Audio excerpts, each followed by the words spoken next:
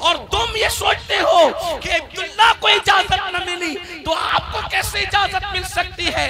आपने अपना अमामा शरीफ उतार करके अपने बाल पकड़ करके फरमाया, वल्लाह हमारे सरों में जो बाल है यानी जो इज्जतें मिली है वो भी तुम अहले बैत के सदके में। सुभान अल्लाह। नारे तकबीर, नारे रिसालत, नारे गौसियत, मसलके आला हजरत उलमाए अहले सुन्नत हजरत अल्लामा सैयद अमीनुल कादरी साहिब क़िबला सरजमीन डडिया शरीफ। सुभान अल्लाह। हालांकि सहाबाए किराम में सिद्दीक अकबर के बाद सबसे बुलंद मर्तबा फारूक आजम का है। इसी तरह आपने सुना होगा हजरत सैयदना अबू हुरैरा रज़ी अल्लाह ताला अन्हु की बात कि हजरत अबू हुरैरा इमाम आली मकाम से एक मुलाकात में अपने अमामे के शिमले से हजरत इमाम हुसैन के तलवों की मिट्टी साफ करते हैं और आपके जूतियां सीधी करते हैं। कौन? हजरत अबू हुरैरा। उम्र में बड़ा फर्क है। अबू हुरैरा की दाढ़ी सफेद हो चुकी है, इमाम आली मकाम की दाढ़ी काली है। ये सारी चीजें कभी आप महसूस करते, कभी सोचा आपने कि ये लोगों ने मोहब्बत की और हम पर क़यामत तक अहले बैत की मोहब्बत फर्ज है। इमाम शाफई कहते हैं, जिसको जद्दुल मुख्तार में इमाम अहले सुन्नत ने लिखा, या अहलल बैति रसूलिल्लाहि हुब्बुकुम फर्दुम मिनल्लाहि फिल कुरआन अंज़लहु यक्फीकुम मिन अज़ीमिल फ़ख्र अन्नकुम मन लम युसल्ली अलैकुम ला सलात लहु। कि ऐ रसूल अल्लाह की अहले बैत, तुम लोगों की मोहब्बत को अल्लाह ने कुरान में हम पे फर्ज किया है, यानी कुरान में फर्ज कर दी गई है मोहब्बत अहले बैत। और फरमाया, क्या ये फख्र तुम्हारे लिए काफी नहीं है कि उस वक्त तक के हमारी नमाजें मुकम्मल नहीं होती जब तक हम अहले बैत पे दुरूद नहीं पढ़ लेते। अल्लाह के रसूल अलैहि सलाम ने जगह जगह अहले बैत का जिक्र किया। खुतबे हज्जतुल वदा में फरमाया कि मैं तुम्हारे दरमियान दो भारी चीजें छोड़ के जा रहा हूँ, एक कुरान है और दूसरी मेरी अहले बैत है। फरमाया, जब तक दोनों को पकड़े रहोगे कभी गुमराह नहीं होंगे। मेरे आका अलैहिस्सलाम के प्यारे दीवानों, ऐ मेरी कौम के जवानों, क्या अल्लाह के रसूल अलैहिस्सलाम अपनी औलाद की मोहब्बत की वजह से हम पे ये फर्ज करके गए, अपनी औलाद की मोहब्बत की वजह से हम पे लाजिम करके गए? अगर आप बारीक बीनी के साथ देखेंगे तो अब असल जो गुफ्तगू आपको समझने की कोशिश करना होगा। मैं अपने सब भाइयों से गुजारिश करना चाहता हूँ, आप लोग मुझसे बहुत मोहब्बत करते हैं, मैं आपकी मोहब्बत की कद्र करता हूँ, लेकिन अगर आप चुप रहकर खामोश रहकर आने वाली गुफ्तगू सुनेंगे तो मुझे ज्यादा खुशी होगी। अब आप तवज्जो करना, माओ और बहनों की भी तवज्जो चाहता हूँ। देखो, हर बाप चाहता है कि औलाद से मैं मोहब्बत करता हूँ, मेरी औलाद से दूसरे ही मोहब्बत करे, लेकिन अल्लाह के रसूल अलैहि सलाम ने अपनी औलाद की मोहब्बत को सिर्फ औलाद होने की वजह से लाजिम नहीं करार दिया, बल्कि मेरे आका ने उसको इबादत के दर्जे में रखा। अल्लाह के रसूल ने उसको इबादत के दर्जे में रखा, बल्कि यहाँ तक फरमाया, तिरमिज़ी शरीफ की हदीस से यहाँ तक बात साबित होती है कि जिन लोगों के दिल में अहले बैत की मोहब्बत होगी, अल्लाह के रसूल जन्नत के जिस दर्जे में होंगे, रसूलुल्लाह की अहले बैत से मोहब्बत करने वाले उसी दर्जे में। वाह वाह वाह, सुभान अल्लाह, सुभान जिस अल्लाह। दर्जे में रसूलुल्लाह है उसी दर्जे में अहले बैत से मोहब्बत करने वाले। ये मोहब्बत अहले बैत का इतना सिला क्यों? इब्ने मसूद का कौल है, अब्दुल्ला इब्ने मसूद फरमाते हैं, अल्लाहु अकबर, के अहले बैत की एक दिन की मोहब्बत एक साल की इबादत से बेहतर है। इमामुल मुतकल्लिमीन अल्लामा नकी अली खान अपनी किताब में शिफा के हवाले से लिखते हैं कि कोई अहले बैत को आता देखकर, हदीस पाक अल्लाह के रसूल ने फरमाया कि कोई मेरी औलाद को आता देखकर खड़ा न हो तो अल्लाह उसको लाइलाज बीमारी में मुब्तला कर देगा।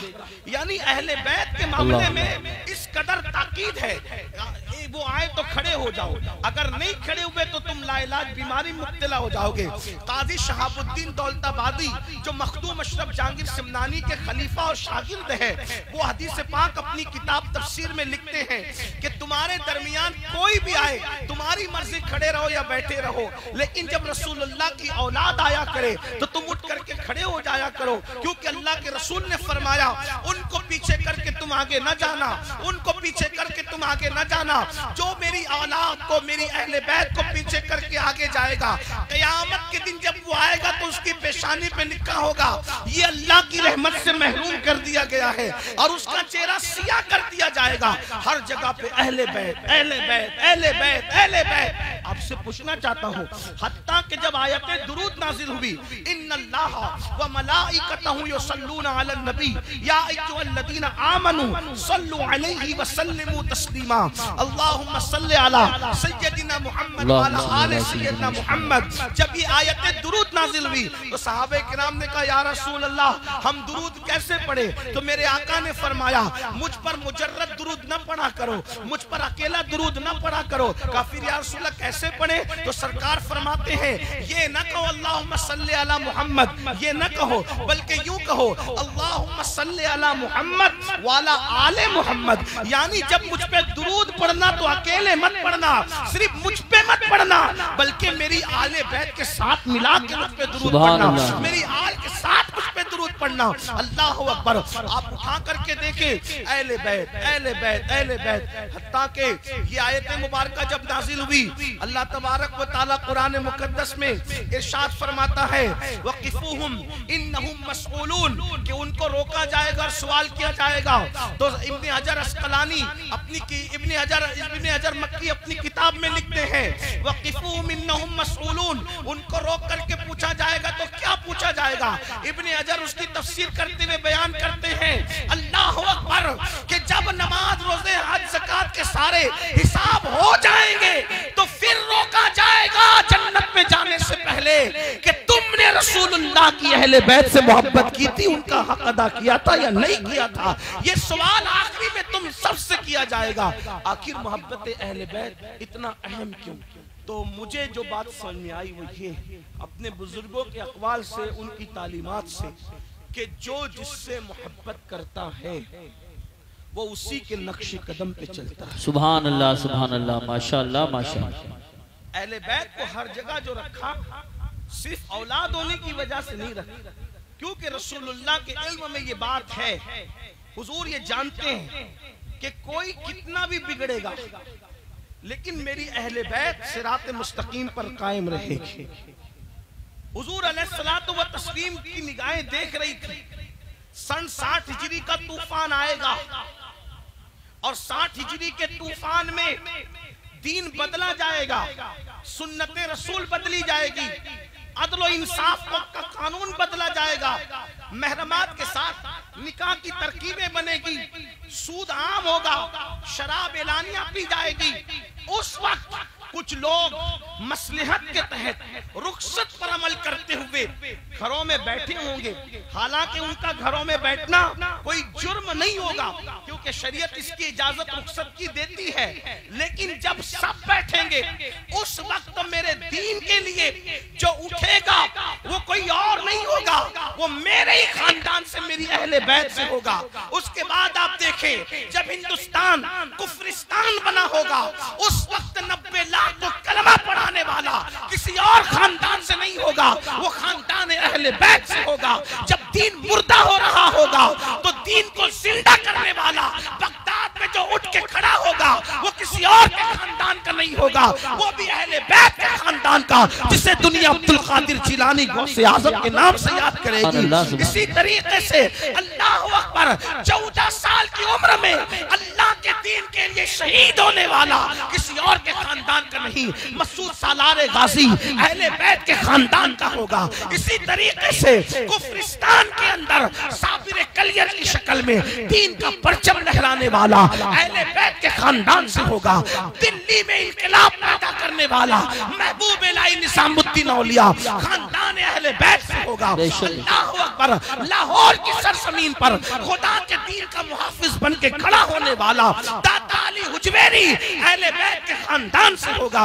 इसी तरह क़यामत के करीब कोई खानदान दीन के लिए उठे ना उठे, आखिरी में जो मोहम्मद महदी की शक्ल में अल्लाह अल्लाहु अकबर, दीन का हिमायती बन करके उठेगा अकेला तने तन्हा, वो भी खानदान नबूवत का चश्म चराग, खानदान अहले बैत से होगा। तो अहले बैत की तालीम इसलिए दी गई कि जो जिससे मोहब्बत करता है उसी के तरीके पर, उसी के नक्शे कदम पर चलता है। अब मुसलमानों, हमसे कहा गया मेरी अहले बैत से मोहब्बत करो। अब जब दिल में मोहब्बत किसी की भी पैदा हो, किसी की भी मोहब्बत किसी की भी पैदा होती है, तो आदमी बोलने में उसकी नकल करता है, चलने में उसकी नकल करता है, किरदार में उसकी नकल करता है, खाने पीने में उसकी नकल करता है, गुफ्तार में उसकी नकल करता है। ये सब कुछ चीजें होती है। रसूलुल्लाह मोहब्बत अहले बैत इसलिए हमारे दिलों के अंदर पैदा करना चाहते हैं कि लोगों, तुम्हें पता होना चाहिए कि पहले दिन से लेकर आखिरी दिन तक हर दिन मेरी अहले बैत तुम्हारे दीन की हिफाजत करती नजर आ रही है। जब तुम उनसे मोहब्बत करोगे तो तुम दीन के मुखालिफ नहीं जाओगे, बल्कि तुम भी दीन के हिमायती बनोगे, तुम भी दीन के हामी बनोगे। लेकिन शोमिए किस्मत कि आज अहले बैत की मोहब्बत या रसूलुल्लाह की मोहब्बत या औलिया की मोहब्बत, इसका मफहूम ही लोगों ने बदल दिया। मोहब्बत अहले बैत का मतलब क्या? शरबत, खिचड़ा, न्याज, गर्मा गर्म रावजियों की नकल वाला, रसूमात वाला मुहर्रम। अब तो सुन्नियों वाला मुहर्रम बहुत सारे इलाकों में देखने के लिए आंखें तरस रही है। और जुल्म और दहशतगर्दी का माहौल लोगों का ये है कि उलमा को बोलने की भी इजाजत नहीं, उलमा को बोलने की भी इजाजत नहीं। जो उलमा बोले, जो उलमा गुफ्तगू करें, छोड़ दो, जरूरत नहीं, छोड़ दो। अब कोई बात नहीं, अब मैं तो बात समेट रहा हूँ। अब बहुत बात तो इख्तिताम की तरफ जा रही है, अब थोड़ी देर सुन ले बस, कोई लंबी नहीं करनी। आप तवज्जो फरमा, एक बार दुरूद पढ़ने। आप दुरूद पढ़ने को कहता हूँ तो दुरूद आवाज भी नहीं आती, पता नहीं क्या मसला है। अरे मेरे भाइयों, एक मर्तबा दुरूद पढ़ना ये जिहाद और हज में शिरकत करने से अफजल है। बेशक एक बार दुरूद पढ़ना हज से ज्यादा सवाब जिहाद में शिरकत करने से ज्यादा सवाब है।